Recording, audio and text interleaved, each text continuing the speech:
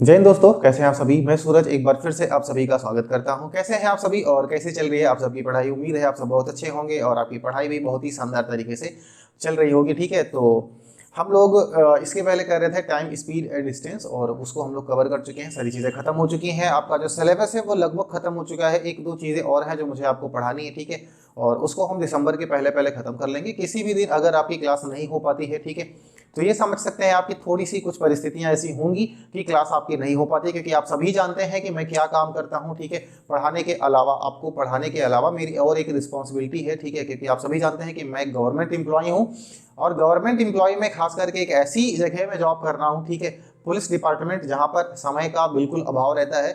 यानी 24 घंटे अगर होते हैं, अगर एक दिन में 24 के जगह पर 30 घंटे हो जाए तो हम 30 घंटे भी काम करने के लिए रहते हैं। ठीक है, तो काम की यहाँ पर कोई कमी नहीं है इस डिपार्टमेंट के अंदर।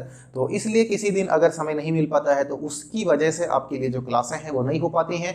तो उम्मीद है और मुझे विश्वास है कि आप इस चीज़ को मैनेज जरूर करेंगे, थोड़ा सा सपोर्ट बनाए रखेंगे, ऐसे ही आपका प्यार हमें मिलता रहेगा। ठीक है, तो आज हम लोग करने वाले हैं मेंसुरेशन, क्षेत्रमिति जिसको हम लोग कहते हैं। और मेंसुरेशन हम किस तरीके से पढ़ने वाले हैं वो भी मैं आपको थोड़ा सा बता दूं।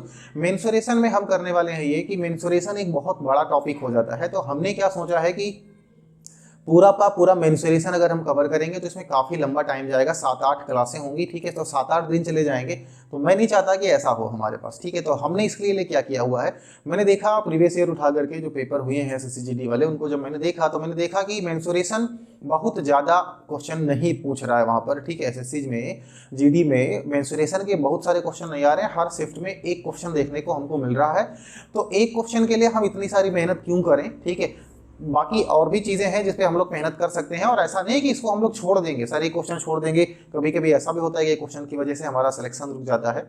तो ऐसा भी नहीं है कि इसको हम छोड़ने वाले हैं, लेकिन करेंगे। ठीक है, तो कैसे करेंगे इसको हम, क्या इसके लिए हम एक क्वेश्चन के लिए बहुत सारा समय खत्म कर दें, तो ऐसा भी नहीं है। हमने क्या किया हुआ है आपके लिए, प्रीवियस ईयर के जितने भी क्वेश्चन है उन सभी को मैं आपके लिए यहाँ पर लेकर के आया हूँ और उन प्रीवियस ईयर के क्वेश्चंस को हम लोग देखेंगे तो यहाँ से हमको ये पता चल जाएगा कि किस तरीके का प्रश्न अभी करंट में पूछा गया है। ठीक है, जीडी में किस तरीके का प्रश्न पूछा गया है, कौन से पार्ट से ज्यादा क्वेश्चन उन्होंने उठाया है। मतलब हम बात करें घन की, घनाभ की, बेलन की, शंकु की बात करें, ठीक है, गोले की बात करें, अर्धगोले की बात करें, तो इनमें से किस में से, ठीक है, उसने सबसे ज्यादा प्रश्न उठाए हुए हैं। ठीक है, तो उसके बारे में हम लोग यहाँ पर सीख लेंगे तो हमारे लिए ज्यादा बेहतर होगा, कम समय में और अच्छी चीजें, जेन्युइन चीजें हमको मिल जाएंगी यहाँ पर, तो हमारे लिए बहुत ही ज्यादा फायदेमंद होगा। ठीक है, तो चलिए फिर शुरू करते हैं आज की क्लास को। और शुरू करने से पहले अगर आप हमारे चैनल पर नए हैं तो प्लीज इसको सब्सक्राइब कर लीजिएगा। ठीक है, बेल आइकन प्रेस कर दीजिएगा ताकि क्लास की नोटिफिकेशन आपको जरूर मिले, और अब लाइक कर दीजिएगा और शेयर कर दीजिए सभी बच्चों के पास में। ठीक है, तभी मजा आता है। तो चलिए फिर शुरू करते हैं पहला क्वेश्चन। मैं आपको सबसे पहले बेलन हम लोग यहाँ पर पढ़ेंगे और बेलन के बारे में मैं थोड़ी सी चीज आपको समझाऊंगा और उसके बाद में हम लोग अपने क्वेश्चंस की तरफ बढ़ेंगे। ठीक है, छोटे छोटे कुछ रूल्स हैं जो आपको याद कर लेने हैं। क्वेश्चंस को लगाने का जो तरीका है वो आप जानते हैं, स्मार्ट तरीका होता है, एकदम बेहतरीन तरीका। ठीक है, उसी तरीके से मैं आपको बताऊंगा कि फार्मूला को केवल रखना है, ठीक है, लेकिन क्वेश्चंस को कैसे हल करना है बहुत ही कम समय में, वो सारी चीजें यहाँ पर आपको मैं सिखाऊंगा। लेकिन जो फार्मूले हैं वो आपको याद करना पड़ेगा क्योंकि ये फार्मूला बेस होता ही है। ठीक है, तो छोटे छोटे कुछ फार्मूले हैं, हम उनको समझ लेते हैं जल्दी से। बेलन सबसे पहले मैं आपके सामने बना दूं। ठीक है, ये बेलन ऐसे होता है।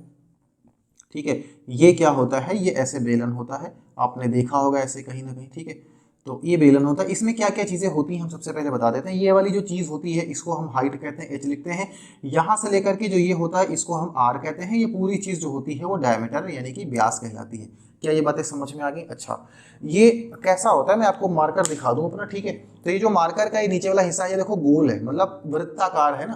तो ये जो सिलेंडर होता है उसके नीचे का जो हिस्सा होता है वो कैसा होता है, वृत्ताकार होता है, सिलिंड्रिकल होता है। ठीक है, तो ये क्या हो गया, ये चीजें हैं। यहाँ पर फार्मूला कौन कौन सा होता है, देखो ये क्या है ना, ये सिलिंड्रिकल है। ठीक है, ऐसा मानिए। तो इसके इस सरफेस पे, इस पे ऐसे जितना भी कपड़ा हम लपेट सकते हैं ना, इसको कहते हैं वक्र पृष्ठीय क्षेत्रफल। क्या कहते हैं? वक्र पृष्ठीय क्षेत्रफल। तो अगर हम बात यहाँ पर बेलन की करते हैं, ठीक है, तो बेलन का जो वक्र पृष्ठीय क्षेत्रफल होगा, कौन सा क्षेत्रफल होगा, वक्र पृष्ठीय क्षेत्रफल की अगर हम बात करें तो इसका फार्मूला हो जाता है 2πRh। ठीक है, बात समझ में आ गई। लेकिन अगर हम ये बात करते हैं कि सर इसके, इस पे तो हमने कपड़ा लपेट ही दिया, अगर इस पे भी कपड़ा लपेट दें, ठीक है, और अगर इस पे भी कपड़ा लपेट दें, इन दोनों तरफ भी लपेट दें, तो इस पे और इस पे दोनों तरफ थोड़ा कपड़ा और लपेटना पड़ेगा। ठीक है, तो ये कैसा, ये वृत्ताकार है ना, तो मतलब इस पे कपड़ा लपेटा उसके सरफेस पर, तो वो तो हो जाएगा 2 पाई आर एच हो जाएगा, प्लस इन दोनों तरफ अगर हम कपड़ा लपेटेंगे तो पाई आर स्क्वायर, दो तरफ लपेटेंगे तो 2 पाई आर स्क्वायर होगा। बोलो होगा 2 पाई आर, यहाँ से अगर हम लोग बाहर ले लें तो यहाँ पर बचता है एच और यहाँ पर बचता है आर।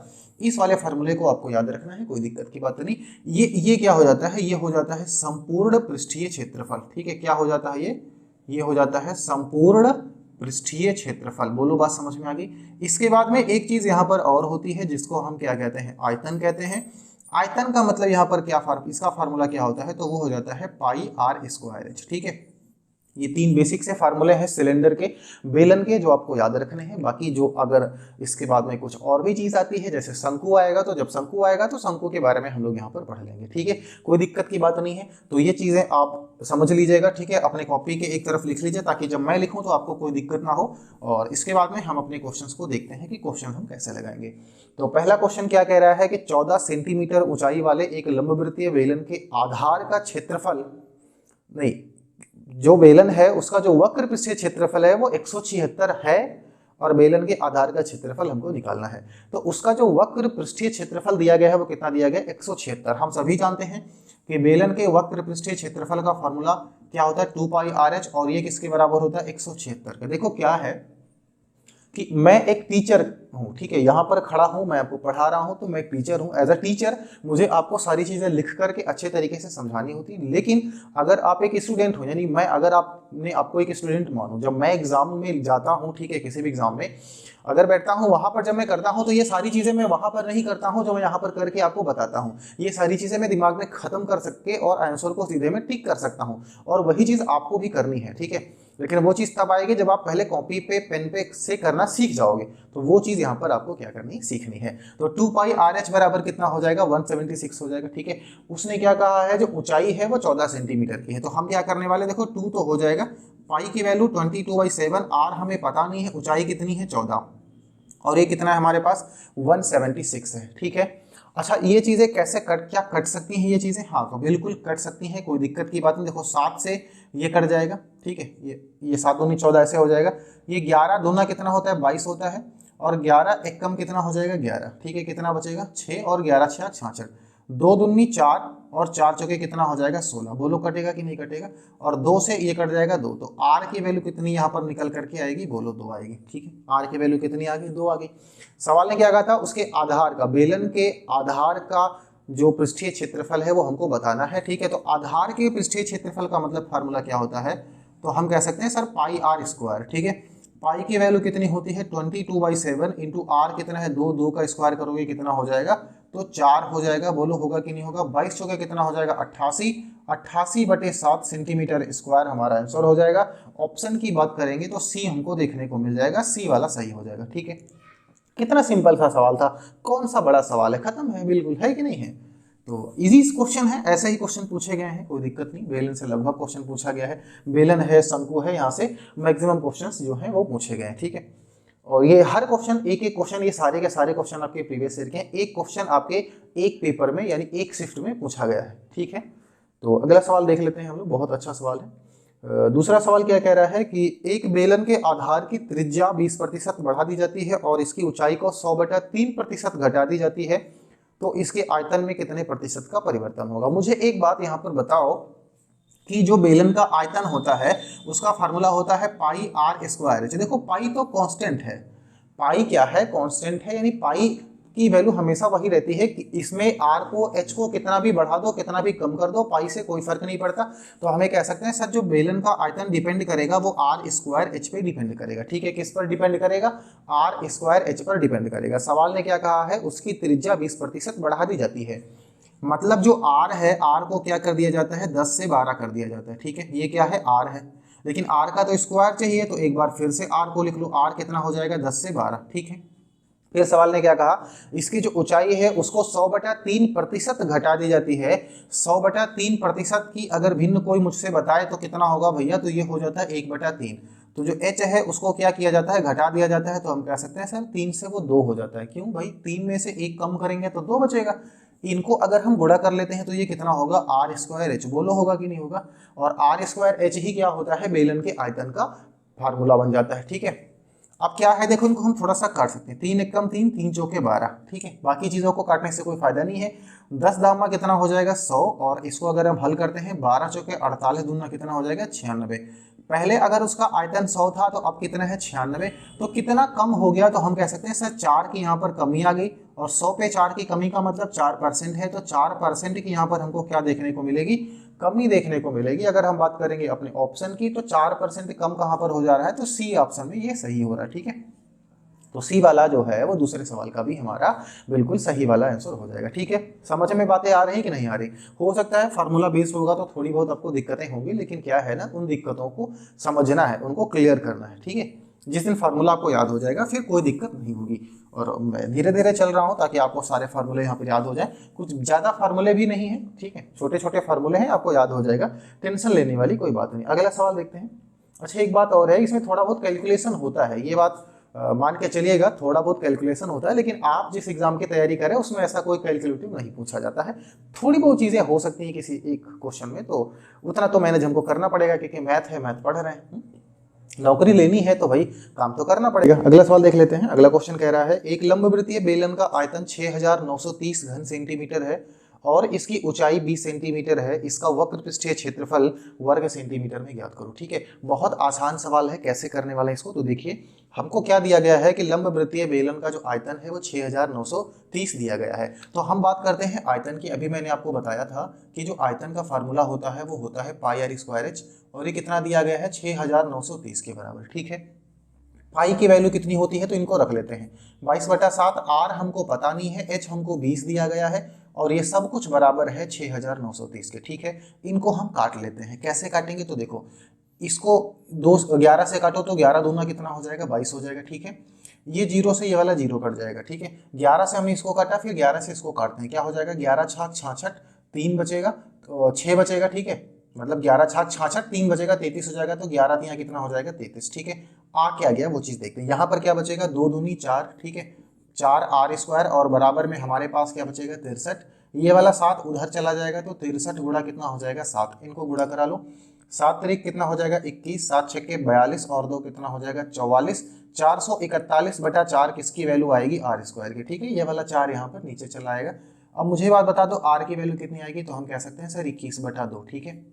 आर की वैल्यू कितनी आएगी तो 21/2 आएगी। 21/2 का मतलब क्यों है, क्योंकि देखो आर स्क्वायर मतलब 441/4, 4 का वर्गमूल निकालेंगे 2 आएगा, 441 का कितना होता है 21 होता है, तो ये किसकी वैल्यू आ गई आर की वैल्यू आ गई।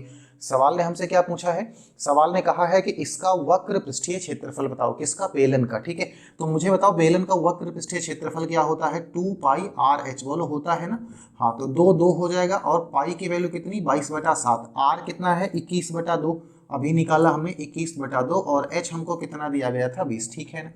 7 एकम 7, 7 तरीक में ये 21 हो जाएगा, 2 से ये चीज खत्म हो जाएगी, 22 तिया कितना होता है 66, और इसको गुणा करेंगे अगर हम 20 से तो कितना हो जाएगा सोचो, 2 छाक 12 और 2 छाक 12 और 1 13, 1320 यानी कि 1320 सेंटीमीटर स्क्वायर, ठीक है। ऑप्शन में अगर देखें कहाँ है तो सी में हमको मिल जाएगा, ठीक है। तो कौन सा हमारा सही हो जाएगा, सी वाला जो है वो बिल्कुल सही हो जाएगा, ठीक है। इजी था, कुछ नहीं था, 2 फार्मूले हैं, बस ऐसा ही आपसे पूछेगा, एक वैल्यू देगा किसी एक फार्मूले से रिलेटेड, ठीक है, और दूसरी चीज वो आपसे पूछ लेगा, बाकी कुछ नहीं है। समझ में बातें आ रही हैं। जैसे यहाँ पर क्या था, एक वैल्यू आयतन वाली दी, जहां से हमने क्या निकाला त्रिज्या निकाला, ठीक है, और उसके बाद में उसने हमसे क्या पूछा, उसका पृष्ठीय क्षेत्रफल पूछा, और वहां पर आर की वैल्यू को हमने रखा और निकाल दिया, ठीक है। अगला सवाल देख लेते हैं कैसे लगाने वाले हैं, ईजी है। सवाल ने क्या कहा है नंबर 4, एक बॉक्स की लंबाई चौड़ाई और ऊंचाई का अनुपात 4:3:2 है, ठीक है। किसकी अगर हम बात करें, लंबाई चौड़ाई और ऊंचाई की, ठीक है, लंबाई चौड़ाई और ऊंचाई, ठीक है, लेंथ ब्रीथ और हाइट कितना दिया गया है, तो ये है 4:3:2, ठीक है, ये 4 है, ये 3 है, और ये कितना है 2 है, ठीक है। फिर सवाल ने कहा है यदि लंबाई में 50% की वृद्धि कर दी जाती है और ऊंचाई में 40% की कमी कर दी जाती है, ठीक है। तो देखो लंबाई में कितनी 50% की वृद्धि कर दी जाती है और ऊंचाई में क्या किया जाता है 40% की कमी कर दी जाती है। हम एक काम करते हैं, ये जो 4, 3 और 2 है इसको हम लोग 40, 30 और 20 भी तो लिख सकते हैं, कोई दिक्कत की बात नहीं है, ठीक है। अब क्या होता है, लंबाई में वृद्धि कर दी जाती है कितनी 50% की। मुझे एक बात बताओ, ये 40 है, ठीक है, इसमें जब 50% की वृद्धि करेंगे तो इसका 50% कितना होगा, 20 हो जाएगा। तो अगला जो लंबाई आएगा वो कितना आएगा, 60 आएगा। बोलो आएगा कि नहीं आएगा, आ जाएगा, ठीक है। इसके बाद में सवाल ने क्या कहा, सवाल ने ये कहा है ऊंचाई में 40% की कमी कर दी जाती है। मतलब जो चौड़ाई है ये चीज सेम रहती है, ठीक है। ऊंचाई में 40% की कमी कर दी जाती है। तो मुझे ये बात बताओ 20 का 40% कितना होगा, ठीक है, 8 हो जाएगा। 20 का 40% कितना होगा, 8। तो इसमें 40% की कमी, 8 की कमी कर दी जाएगी, तो ये कितना बचेगा यहाँ पर, 12 बच जाएगा, 12, ठीक है। अब आगे सवाल ने क्या कहा है, तो बॉक्स के नए आयतन का पुराने आयतन से अनुपात ज्ञात करो। बॉक्स का क्या करना है हमको, नए आयतन का, बॉक्स के नए आयतन का पुराने वाले आयतन से क्या हमको निकालना है, अनुपात निकालना है, ठीक है। तो कैसे निकालेंगे, देखो, तो ये चीजें हमको मिल गई है ना, इनका हम लोग अनुपात निकाल लेते हैं, ठीक है। इनका क्या करते हैं, हम अनुपात निकाल देते हैं। कैसे निकालेंगे, देखो भाई, एक उसका ये आयतन और हमारा ये नया वाला आयतन, ठीक है। हल करते हैं, देखो 30 से 30 चीजें कट जाएंगी भाई, इनको हम आपस में गुणा कराएंगे तभी तो आयतन हमको मिलेगा, यही लगाते हैं। कोई जरूरी नहीं है कि अलग लिख करके हम लगाएं, समझो भाई। आयतन क्या होता है बॉक्स का, लंबाई गुणे चौड़ाई गुणे ऊंचाई, तभी उसका वॉल्यूम निकलेगा। इन तीनों को गुणा करोगे, पहले वाला, इनको गुणा करोगे, अब वाला निकलेगा। तो इनको कर लेते हैं काम, कैसे होगा, देखो ये हमारा चीजें कट जाएंगी, ठीक है। ये 0 से ये 0 कट जाएगा, बात समझ में आ रही है। ये 20 है यहाँ पर, ठीक है, इनको हम काट देते, देखो 4 तियां 12 और 4 पंजे कितना हो जाएगा, 20, ठीक है। और भी कुछ कटेगा यहाँ पर, ये कितना है हमारे पास, 6 है। तो ये कितना हो जाएगा बोलो तो, 2 तियां 6, ठीक है। और 2 दूनी कितना हो जाएगा, 4, 5 दूनी कितना हो जाएगा, 10। तो ऊपर कितना आ गया, 10। ये पुराना वाला है, ये कितना है, ये पुराना वाला है। और नया वाला हमारा कितना आ जाएगा, 3 त्रिक का 9। तो सवाल ने पूछा क्या है, सवाल ने हमसे पूछा था कि बॉक्स के नए आयतन का, ठीक है, जो नया वाला आयतन है उसका अनुपात निकालना था किसके साथ में, पुराने वाले के साथ में। तो कितना हो जाएगा हमारा, 9:10, ठीक है। कितना हो जाएगा, 9:10 हो जाएगा, और ये हमारा आंसर हो जाएगा। ऑप्शन की अगर हम बात करेंगे तो सी वाला हमारा सही होगा, ठीक है। कौन सा हमारा सही हो जाएगा, तो सी वाला हमारा सही हो जाएगा, ठीक है। इसको हम अलग लिख के फिर लगाते, ऐसा समझो ना, इसको हम क्या करते, अलग लिख के लगाते। पहले इनको हम गुणा करके लिखते, फिर अनुपात लगाते, इनको गुणा करके लिखते, फिर काटते, तो चीजें ऐसी ही लगती। हमने क्या किया, हमने यहीं पर इसको खत्म कर दिया, क्योंकि आप पेपर में बिल्कुल ऐसे ही लगाने वाले हो इसको, ठीक है। वहां पर हमें टाइम वेस्ट नहीं करना कि अलग लिखें भाई, जितना टाइम हम उसको अलग लिखने में लगाएंगे तब तक तो हमारा क्या होगा, सवाल लग जाएगा, ठीक है। तो अगला सवाल देखते हैं, नंबर 5। 5 नंबर में क्वेश्चन ने क्या कहा है, एक पुल की लंबाई 15 मीटर, चौड़ाई 10 मीटर और उसकी गहराई 3 मीटर है, ठीक है। उसमें 2.5 मीटर की गहराई तक पानी भरा जाता है। अब मुझे एक बात बताओ, कोई भी चीज हो वो मतलब अगर बॉक्स के टाइप का है, ठीक है, कोई पुल है, कुछ भी है, उसकी गहराई अगर कितनी भी हो, बात अगर उसमें ये है पानी भरा जाता है, तो जितना पानी भरा जाएगा हम तो उतनी गहराई मानेंगे उसको। तो सवाल ने क्या कहा है, पुल में पानी की मात्रा किलो लीटर में कितनी है, ठीक है।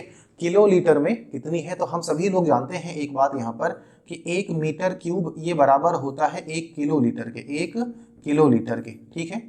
1 मीटर क्यूब जो होता है वो 1 किलो लीटर के बराबर होता है। अच्छी बात यहाँ पर यह है कि सारी जो मतलब जितना भी दिया गया है, ठीक है, उनकी लंबाई चौड़ाई वो सारी चीजें क्या है, हमको मीटर में दी गई हैं। तो अब हम कैसे निकालेंगे भाई, पानी की मात्रा निकालनी है, मतलब उसका वॉल्यूम चाहिए हमको। तो लंबाई कितनी है, 15 मीटर है। अगर हम बात करते हैं तो लंबाई हमको कितना दिया गया है, 15 मीटर दिया गया है, ठीक है। चौड़ाई हमको दी गई है 10 मीटर, चौड़ाई 10 मीटर दी गई है। अगर हम उसकी हाइट की बात करते हैं तो यहाँ पर बच्चे 3 मीटर ले लेंगे, लेकिन 3 नहीं लेना है, 3 से हमको मतलब ही नहीं है। सवाल ने पूछा पानी कितना है, पानी कितना है, जितना वो भरा हुआ है, तो 2.5 मीटर भरा है ना उसमें नीचे से, तो वही उसका हम मान लेते हैं, हाइट हो जाएगी, ठीक है।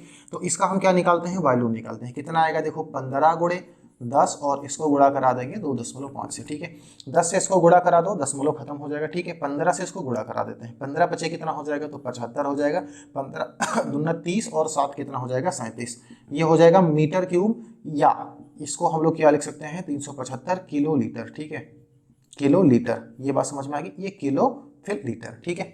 375 किलो लीटर। तो हमारा कौन सा ऑप्शन सही हो जाएगा, तो वो सही हो जाएगा हमारा डी वाला, ठीक है। मीटर क्यूब ही बराबर होता है किलो लीटर के, और या हम कह सकते हैं 1 मीटर क्यूब में होता है 1000 लीटर, ठीक है। 1000 लीटर, और 1000 लीटर बराबर होता है 1 किलो लीटर के। ये क्वांटिटी तो आप जानते ही होंगे ना कि किलो मतलब क्या होता है, जैसे 1000 ग्राम बराबर 1 किलोग्राम होता है ना, वैसे ही लीटर में चीजें होती हैं। तो अगला सवाल नंबर 6 देखते हैं हम लोग।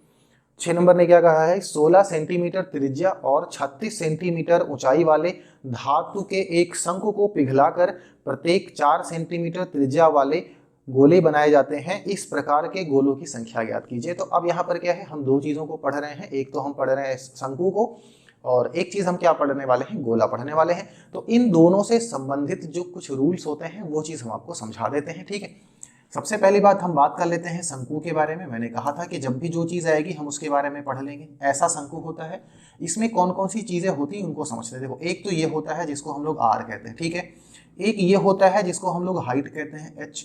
और ये वाली जो तिरछी वाली चीज होती है ना, इसको एल से लिखते हैं और इसको हम स्लैंट हाइट कहते हैं। अगर हम बात करें हिंदी में तो इसको हम तिरछी ऊंचाई कहते हैं, ठीक है। क्या कहते हैं इसको, हम तिरछी ऊंचाई कहते हैं। ये बात समझ में आ गई, ठीक है। ये ऊंचाई और ये जो त्रिज्या होती है वो बात हो जाती है, ठीक है। आपने जैसे वो जोकर वाली टोपी देखी होगी, आइसक्रीम देखा होगा, तो वो चीज होती है, ठीक है।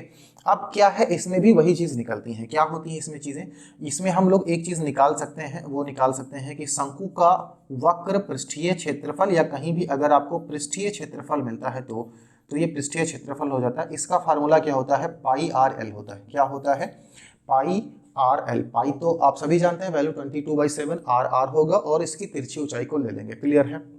इसके बाद में अगर हम बात करते हैं इसके संपूर्ण पृष्ठीय क्षेत्रफल की, ठीक है, संपूर्ण क्षेत्रफल हम केवल लिख देते हैं, तो पाई आर एल ये तो होगा ही। अब होता क्या है वो चीज भी हम आपको समझा देते हैं, ठीक है। देखो क्या है, आइसक्रीम हमने ले लिया, ठीक है, कोन ले लिया आइसक्रीम वाला, और उसके जो ऊपर वाला लेयर है उस पर अगर हमने कपड़ा लपेटा तो वो पाई आर एल होगा। संपूर्ण का मतलब ये होता है कि जैसे ऐसे अगर वो चीज है ना तंबू, तो इसके ऊपर जो भी कपड़ा लगा वो तो लगा, अगर नीचे भी हम लेयर बना देते हैं कपड़े की तो वो जो एक्स्ट्रा नीचे कपड़ा लगेगा वो सर्कल नुमा हो जाएगा, ठीक है, वृत्ताकार हो जाएगा। तो वो होता है पाई आर स्क्वायर। वो क्या होता है, पाई आर स्क्वायर। इन दोनों में से देखो कुछ कॉमन निकलेगा तो हम कह सकते हैं सर पाई आर निकलेगा, तो यहाँ पर क्या बचेगा, एल प्लस आर। तो ये क्या हो जाएगा, उसका संपूर्ण पृष्ठीय क्षेत्रफल, ठीक है। एक चीज और होती है और उसी को हम लोग क्या कहते हैं, आयतन कहते हैं, ठीक है। तीन फॉर्मूले यहाँ भी होते हैं। आयतन का फार्मूला क्या होता है, 1/3 पाई आर स्क्वायर एच। तो ये तो बात हो गई इसकी, ठीक है। ये किसकी बात हो गई, शंकु की। इसके बाद में हम बात कर लेते हैं थोड़ा सा गोले की।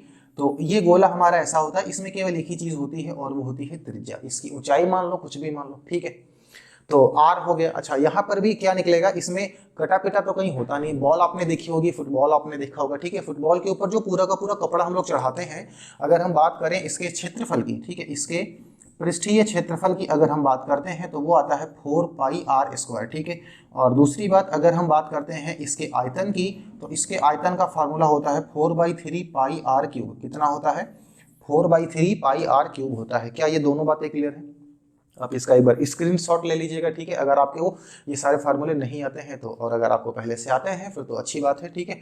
तो ये सारी चीज़ें आपने आप नोट डाउन कर लिया होगा, ठीक है। तो हम चलते हैं अपने क्वेश्चंस की तरफ, ठीक है। अपने क्वेश्चंस की तरफ चलते हैं और देखते हैं कि उनमें हम अब इन चीज़ों को किस तरीके से यूज़ करेंगे। तो सवाल ने क्या कहा था, सवाल ने हमको कहा था कि 16 सेंटीमीटर त्रिज्या और 36 सेंटीमीटर ऊंचाई वाले एक शंकु को पिघला करके 4 सेंटीमीटर त्रिज्या वाला हम एक गोला बनाते हैं, तो ऐसे कितने गोले बनेंगे।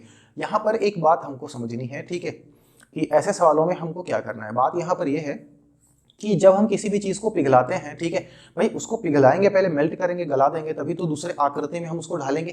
तो जो चीज़ पिघलती सॉरी, जो चीज़ पिघलती है वो क्या होता है, वो वॉल्यूम होता है, ठीक है, आयतन होता है। तो मतलब देखो क्या है ना कि अगर 1 किलो लोहा है, किसी भी शेप में है, अगर उसको हमने गला दिया, गलाने के बाद में किसी भी दूसरे शेप में डालेंगे तो उसका जो वजन है, जो उसका वॉल्यूम है, वो परिवर्तन नहीं करेगा, ठीक है। 1 किलो था तो वो 1 किलो ही रहेगा। ये बात क्लियर है। तो वही हाल यहाँ पर भी है, यानी शंकु का आयतन जो है वो n इंटू एक गोले का आयतन के बराबर होगा। क्योंकि यहाँ पर गोले की संख्या है वो छोटी है, तो बहुत सारे गोले यहाँ पर बन सकते हैं। तो हम ऐसा कह सकते हैं कि जो शंकु का आयतन होगा, यानी 1/3 पाई आर, आर की बात करें तो हमको 16 सेंटीमीटर दिया गया है, इंटू आर, ठीक है, आर स्क्वायर हो जाएगा, तो आर को 2 बार लिख लेंगे, ठीक है भाई। आयतन होगा ना तो 1/3 पाई आर स्क्वायर एच होता है। और एच की बात करें तो एच कितना है, 36 है, ठीक है। ये हो गया शंकु का आयतन। ये किसके बराबर होगा, ये बराबर होगा उस गोले के आयतन के। तो कितने गोले बन सकते हैं, तो हम कह सकते हैं सर n गोले वहां पर बनेंगे और एक गोले में इतना लोहा लगेगा। कितना, 4/3 इंटू पाई, ठीक है, इंटू आर क्यूब। तो आर कितना है, 4 इंटू 4 पाई आर क्यूब होता है ना। बहुत अच्छे। देखो पाई से ये पाई कैंसिल हो जाएगा, इस 3 से ये वाला 3 कैंसिल हो जाएगा। बोल समझ में बातें आ रही कि नहीं आ रही, ठीक है। अब यहाँ पर 16 गुणे 16 गुणे 36 है, ये 4 चौके 16, ठीक है, इससे ये एक 16 खत्म हो जाएगा, ठीक है। ये 4 यहाँ पर है, ठीक है, या ये भी 4 यहाँ पर है, तो 4 एकम 4 चौके 16, ये चीजें खत्म हो जाएंगी, ये खत्म हो जाएगा हमारा। बोलो खत्म हुआ कि नहीं हुआ? तो इधर कितना बचा 36 और उधर कितना बचा n, तो n की वैल्यू कितनी आ जाएगी बच्चा 36, ठीक है, n की वैल्यू कितनी आ जाएगी 36 आ जाएगी और यही हमारा क्या हो जाएगा आंसर हो जाएगा, ठीक है। तो ऑप्शन की बात करेंगे तो डी में हमको मिलेगा, कहाँ पर मिलेगा? डी में मिलेगा और ये हमारा आंसर हो जाएगा। सोचो कितना कितना मतलब बढ़िया सवाल है ये, कितना बेहतरीन सवाल है, ठीक है, छोटा सा लग गया। इसमें अगर आपको कुछ कम समझ में आया होगा तो मैंने काटा है, आप एक बार फिर से इसको देख लीजिएगा अच्छे तरीके से, ठीक है। आपको जब मैं समझा रहा हूँ इसको आपको खुद से लिखना है और खुद से काटना है, तब आपको चीजें और अच्छे तरीके से समझ में आएंगी, ठीक है। तो इसी के साथ अगला सवाल हम लोग देखते हैं, सवाल नंबर 7 कैसे लगेगा इसको भी हम लोग समझते हैं। नंबर 7 में कहा है कि यदि एक बेलन और एक शंकु के आधार की त्रिज्याओं का अनुपात कितना है? 1:2 है, तो कोई बात नहीं है, और उनकी ऊंचाइयों का जो अनुपात है वो 2:1 है, तो बेलन और शंकु के आयतन का अनुपात क्या होगा, ठीक है। ये चीजें हम लोग बाद में रख लेंगे। सबसे पहले उसने क्या कहा, बेलन और शंकु, इधर हम रखते हैं बेलन को, ठीक है, इधर किसको रखते हैं? बेलन को रखते हैं, और इधर हम रखते हैं शंकु को, ठीक है। बेलन के अगर हम आयतन की बात करें तो हम सभी जानते हैं इसका आयतन होता है πr²h, इसके आयतन की बात करें तो हम जानते हैं 1/3 πr²h होता है, ठीक है। अच्छा, चूंकि इन दोनों के जो मतलब ये त्रिज्याओं को ले लो, अगर हम इनकी ऊंचाइयों को ले लें तो ये अलग अलग हैं, इसको r1 h1 मान लेते हैं, इसको r2 और h2 मान लेते हैं। क्या ये हम मान सकते हैं? बोलो मान सकते हैं कि नहीं मान सकते, ठीक है। यहाँ पर ऐसा मैंने इसलिए मान लिया है कि अगर मैं यहाँ भी r लेता, यहाँ भी r लेता, तो आप में से कुछ ऐसे बुद्धिजीवी होंगे जो कहेंगे सर r तो कट जाएगा, ठीक है, इसलिए मानना जरूरी है क्योंकि दोनों चीजें क्या है, अलग अलग है। अब सवाल ने क्या कहा है? सवाल ने ये कहा है कि बेलन और शंकु के जो त्रिज्याएं हैं उनका अनुपात 1:2 है। तो चूंकि बेलन के त्रिज्या r1 है और शंकु की त्रिज्या r2 है, यही तो 1:2 दिया गया है, तो हमेशा मान सकते हैं। देखो पाई पाई तो कट जाएगा, ठीक है, r1 की वैल्यू ले लें तो 1 है, तो 1 × 1 हो जाएगा, गुणे h1, ऊंचाइयों का जो अनुपात है वो 2:1 है, ठीक है, तो ये h1 हो जाएगा, ठीक है, और h2 ये कितना है? 2:1 है, ये 2 है, ये इधर का मामला फिट हो गया। अगर हम बात करें इधर तो 1/3 × r, r2 का स्क्वायर, तो r2 कितना है? 2 है, तो ये 2 गुणे कितना हो जाएगा? 2, ठीक है, 2 गुणे कितना हो जाएगा? 2, क्योंकि r यहाँ पर 2 है तो 2 बार, गुणे h2, h2 कितना है? 1 है, तो इसको एक बार ले लेते हैं। क्लियर है बातें?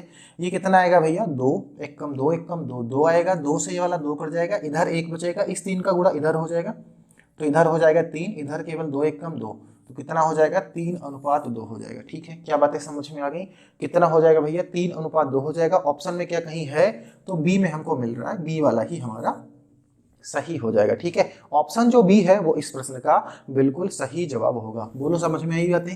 आसान सवाल था, ठीक है। ऐसे ही आपको अनुपात पूछा जाएगा तो आप लगा सकते हो, और ये इजी ये मत कह लेना कि सर इजी वाले सवाल है। ये सारे क्वेश्चन मैं लेकर के आया हूँ जितने भी आपके प्रीवियस ईयर में पूछे गए हैं, और ऐसे ही सवाल पूछे जाएंगे। आप इन सभी क्वेश्चंस को अपने पास रखे रहिएगा। क्लासेस तो यूट्यूब पर रहेंगी, कहीं जाने वाली है नहीं। जब आप अपना पेपर दे के आइएगा और पेपर देने के बाद में आप इसको उठा करके देखिएगा, आपको लगेगा एक एक सवाल जो आपके एग्जाम में पूछा गया है वो मैं आपको इस बोर्ड पे बता के जाऊंगा, ठीक है। पहले ही मैं बता चुका हूँ जो आपके एग्जाम में पूछा जाने वाला है। बात समझ में आ रही है? ये मत कहना सर आपने यहाँ पर आपके सवाल में 10 था, वहाँ पर तो इसकी जगह पर 12 आया था। डिजिट चेंज हो सकती हैं, संख्याएं बदल सकती हैं, कॉन्सेप्ट और मेथड वही रहेगा, ठीक है। कॉन्सेप्ट और मेथड वही रहने वाला है। तो अगला सवाल देख लेते हैं। नंबर 8 सवाल ने कहा है 18 मीटर लंबी, 10 मीटर ऊंची और 40 सेंटीमीटर चौड़ी एक दीवार को 30 सेंटीमीटर, 15 सेंटीमीटर और 10 सेंटीमीटर की विमाओं वाली ईंटों से का उपयोग करके निर्मित करना है। कितनी ईंटों की यहाँ पर आवश्यकता हमको होने वाली है, ठीक है। तो हमको क्या करना है कि जो दीवार है उसका वॉल्यूम निकालते हैं, और जो एक ईंट है उसका वॉल्यूम निकालते हैं। एक ईंट से उसको भाग कर देंगे तो हमको ये पता चल जाएगा कि कुल कितनी ईंट वहां पर लगने वाली, ठीक है। तो सबसे पहली बात दीवार की बात हम कर लेते हैं। देखो दीवार क्या है, ये 18 मीटर है। अब यहाँ पर एक चीज आपको समझनी है कि जो ईंट है उसकी जो डायमेंशंस दी गई है, लंबाई चौड़ाई ऊंचाई दी गई है, वो सब कुछ सेंटीमीटर में है। सेंटीमीटर को मीटर में बदलेंगे तो चीजें दशमलव बन जाएंगी, तो हम ये कोशिश करेंगे कि मीटर को सेंटीमीटर बना लें। तो ये 18 मीटर था, इसको हम गुणा कर देंगे 100 से, ये सेंटीमीटर हो जाएगा, ठीक है। इनटू लंबाई हो गया, गुणे चौड़ाई की बात करें तो चौड़ाई कितना दिया गया? 10 मीटर दिया गया है, तो ये 10 मीटर है, इसको 100 से गुणा कर देंगे, ये भी सेंटीमीटर हो जाएगा। और ऊंचाई की अगर हम बात करें तो वो हमको 40 सेंटीमीटर दिया गया है, तो उसको 100 से गुणा करने की जरूरत नहीं है। बच्चा यहाँ पर भी गलती करेगा, बच्चा यहाँ पर भी गलती करेगा, और वो ये गलती करेगा ना कि जब दो चीजें मीटर में है तो उसको वो लिखा है सेंटीमीटर में, ठीक है। ऐसा नहीं कि क्वेश्चन छापने में गलती हुई है, नहीं, वो सेंटीमीटर लिखा है। क्योंकि हम इतनी स्पीड में होते हैं ना कि उसको हम सेंटीमीटर छोड़ करके मीटर ही पढ़ेंगे, और उसके बाद में हम अपने क्वेश्चंस को हल करेंगे। फिर जब हमारा आंसर नहीं आएगा तब हम माथा पीटेंगे वहां पर कि मैंने सब कुछ सही किया, क्वेश्चन का आंसर क्यों नहीं आया। फिर एक बार चेक करेंगे, फिर एक बार चेक करेंगे, और अंततः क्या होगा, हम उसको या तो स्किप कर देंगे और या तो हमको गलती पता चल जाएगी। लेकिन एग्जाम के हॉल में ऐसी गलतियां पता नहीं चलती हैं। जैसे ही आप अपने उस एग्जाम को सबमिट करोगे, ठीक है, जैसे आपका एग्जाम हो जाएगा, बाहर निकलोगे, तुरंत आपको याद आएगा, अरे वो तो सेंटीमीटर था, तो ये नहीं करना है, ठीक है। तो ये ऐसे ही रहेगा, ठीक है। एक एक ईंट की डायमेंशंस की अगर हम बात करें तो 30 सेंटीमीटर उसकी लंबाई है, ठीक है, और 15 सेंटीमीटर उसकी चौड़ाई है, और ऊंचाई की बात करें तो 10 सेंटीमीटर है। केवल डिवाइड करना है, बाकी कुछ नहीं करना। सोचो कैसे होगा, कितना आसान सवाल, ठीक है। कैसे होगा, देखो इस 10 से इस 10 को हम सीधे सीधे मार सकते हैं, बिल्कुल खत्म हो जाएगा। अच्छा, अब क्या करना, देखो 5 3 15, 5 से इसको मार दो 8 हो जाएगा, ठीक है। अच्छा, ये 30 है, ठीक है, इस 0 से इसको काट दो, 3 कितना हो जाएगा, 6 18, 3 एकदम 3, 3 दूनी 6। बातें समझ में आ गई। अब बचा कितना, देखो 8 को 2 से गुणा करा लो, कितना हो जाएगा 16, एक जीरो यहाँ पर बचा, 2 जीरो यहाँ पर बचा, ठीक है। तो कितने जीरो हो जाएंगे यहाँ पर, 3 जीरो हो जाएंगे, ठीक है।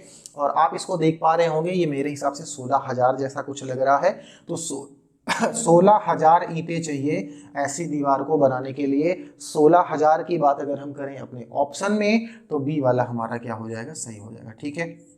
कौन सा ऑप्शन सही हो जाएगा भैया, तो बी वाला ऑप्शन हमारा बिल्कुल सही हो जाएगा। सोचो कितना बेहतरीन सवाल था ये, ठीक है, बहुत अच्छा सवाल था। तो उम्मीद है कि मेंसुरेशन भी आपको समझ में आ रहा होगा। मेंसुरेशन नहीं समझ में आ रहा होगा, मेंसुरेशन के वे क्वेश्चंस आपको समझ में आ रहे हैं जो एसएससी जीडी में पूछे जाने वाले हैं, ठीक है। देखो ये मत कह देना कि सर आपने मेंसुरेशन का नाम लेकर के फिर बहुत कम चीजें पढ़ाई हैं। मैं बार बार कह रहा हूं कि मैं आपको मेंसुरेशन नहीं पढ़ा रहा हूं, मेंसुरेशन के वे क्वेश्चंस मैं आपको करा रहा हूं जो आपके एग्जाम में पूछे जाने वाले हैं। अगर आप ये चाहते हैं कि मैं मेंसुरेशन पूरा आपको पढ़ाऊं, ठीक है, हर एक क्वेश्चन, हर एक टॉपिक पढ़ाऊं, हर एक चीज एकदम एक्सप्लेन करके पढ़ाऊं, सभी चीजें पढ़ाऊं, तो फिर जीडी के बाद में फिर आप उसको पढ़िएगा। लेकिन अभी मत पढ़िए क्योंकि एग्जाम सर पे है। तो अभी हमें केवल वही पढ़ना है जो हमारे एग्जाम के हिसाब से ठीक है, ठीक है, क्योंकि आपको एग्जाम क्वालिफाई करना है और मुझे वो एग्जाम आपको क्वालिफाई करवाना है। मैथ के पोर्शन में बहुत अच्छा स्कोर होना चाहिए, ठीक है, ये मेरी जिम्मेदारी है। तो इसके लिए मैं आपको वही पढ़ाऊंगा जो आपके एग्जाम के लिए बहुत ज्यादा जरूरी होगा, ठीक है। अगला सवाल देखते हैं हम लोग। तो अगला सवाल क्वेश्चन नंबर 9 है। सवाल ने कहा है, एक वृत्ताकार भूखंड का परिमाप 440 मीटर है, इसके परितः 5 मीटर चौड़ा एक रास्ता बनाया जाता है, पथ का जो क्षेत्रफल है वो कितना होगा। तो हम सबसे पहले बात कर लेते हैं वृत्त की, ठीक है, वृत्त की बात करते हैं। इसके अगर हम परिमाप की बात करें तो 2 पाई r होता है, और ये 440 आएगा। कितना आएगा, 440 आएगा। मैं जब कभी पढ़ाऊंगा मेंसुरेशन, ठीक है, अच्छे तरीके से, तो मैं यहाँ पर बताऊंगा कि ये चीज करने की जरूरत नहीं थी। हम 44 पे सीधे जान सकते थे कि इसकी जो त्रिज्या आएगी वो 70 आएगी, ठीक है। कैसे जान सकते थे कि अब बताएंगे कैसे जान सकते थे, ठीक है। तो 2 पाई r की अगर हम बात कर लें तो 2 तो 2 हो जाएगा, पाई कितना होता है 22/7, r बराबर कितना दिया गया 440, ठीक है। 22 दूना कितना होता है 44, 20 आ जाएगा यहाँ पर, ठीक है। 2 से इसको काट दो 10 हो जाएगा, 10 को इस 7 से गुणा करेंगे 70, तो r की वैल्यू यहाँ पर कितनी आ जाएगी 70 आ जाएगी। क्या ये बात समझ में आ गई। फिर सवाल ने क्या कहा, इसके चारों तरफ 5 मीटर का एक रास्ता हम बनाते हैं, ठीक है, ऐसे। तो ये 5 हो जाएगा, एक रास्ता ऐसे बनेगा।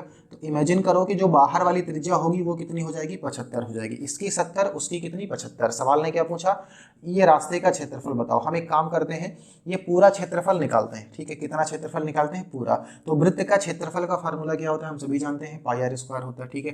तो पाई और r स्क्वायर, r कितना है 75 का स्क्वायर, माइनस इसमें से अगर ये अंदर वाला हम एरिया घटा देते हैं तो ये सड़क का मिल जाएगा, बिल्कुल मिल जाएगा। उसका क्या होगा, पाई और इंटू 70 का स्क्वायर, ठीक है, पाई इंटू 70 का स्क्वायर हो जाएगा, बिल्कुल सही। पाई यहाँ से बाहर निकाल लो, ठीक है।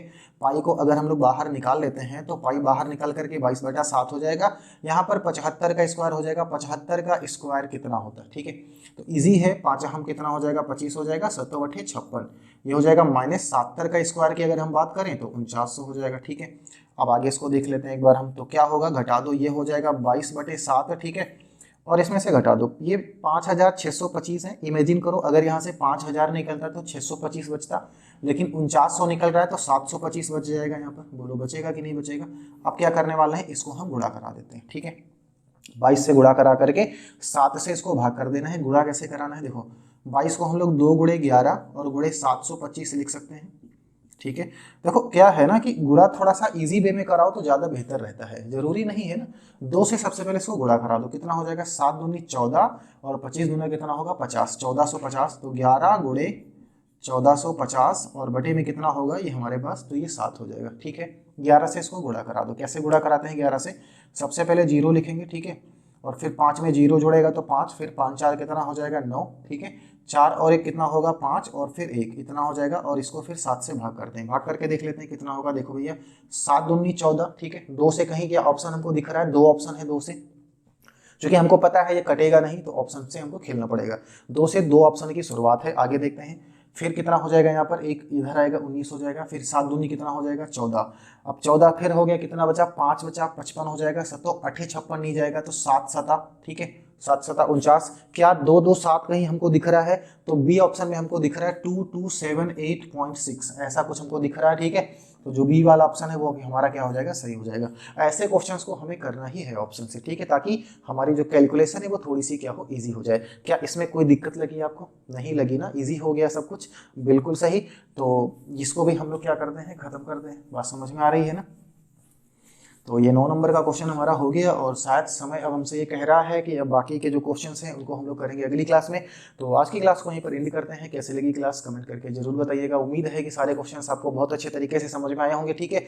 और मैं गारंटी लेता हूँ कि मेंसुरेशन के जितने क्वेश्चंस मैं आपको यहाँ पर पढ़ाऊंगा, ठीक है, जितनी भी प्रैक्टिस मैं आपको कराऊंगा, इसमें से बाहर आपका एक भी प्रश्न नहीं जाएगा, ठीक है। बस आप विश्वास करके पढ़ते रहिए और आपका ऐसे ही प्यार हमारे लिए बना रहे, ठीक है।